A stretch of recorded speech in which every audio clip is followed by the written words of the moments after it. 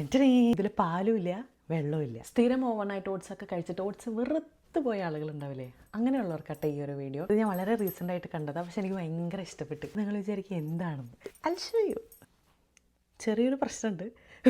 Overnight തന്നെ ഞാൻ soak ചെയ്ത് വെച്ചു, പക്ഷെ പാലിലും വെള്ളത്തിലല്ല, ഓറഞ്ച് ജ്യൂസിലാണ് സോക്ക് ചെയ്ത് വെച്ചത്. ഇതാണ് നമ്മുടെ ഓറഞ്ച് ജ്യൂസ്. എനിക്ക് തോന്നുന്നു ഒരു 2 ഓറഞ്ചിൻ്റെ ജ്യൂസ് ഉണ്ടായിരുന്നു. ഇത് ഞാൻ ഇന്നലെ തന്നെ ഇതിനകത്ത് ഒഴിച്ച് സോക്ക് ചെയ്ത് വെച്ചതാണ്. ഞാൻ റോൾഡ് ഓട്സ് ആട്ടോ എടുത്തത്, ഇതുപോലെ വലിയ ഓട്സ്. നമ്മൾ ഇതുപോലെ ഓറഞ്ച് ജ്യൂസ് എടുത്തിട്ട് അതിലേക്ക് അങ്ങോട്ട് ഒഴിക്കുക.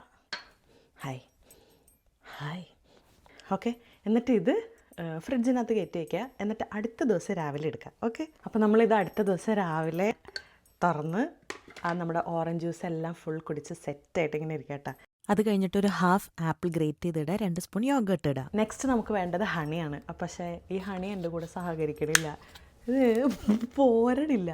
സോ ഞാൻ തൽക്കാലം ഹണി മാറ്റി വെച്ചിട്ട് മേപ്പിൾ സിറപ്പ് എടുക്കാം. ഈ മേപ്പിൾ സിറപ്പും ബ്ലൂബെറിയും കുറച്ച് ഗ്രേറ്റഡ് നട്ട്സും കൂടി ഇടാം. ഈ സമയത്ത് ശരിക്കും നല്ല അടിപൊളി കസ്റ്റാർഡ് പുഡിങ്ങിന് മണം വരും കേട്ടോ. ഓക്കെ, അപ്പോൾ ഓൾ സെറ്റ്. കണ്ട ഇപ്പോൾ പോയാൽ നമുക്ക് ടേസ്റ്റ് ചെയ്യാം.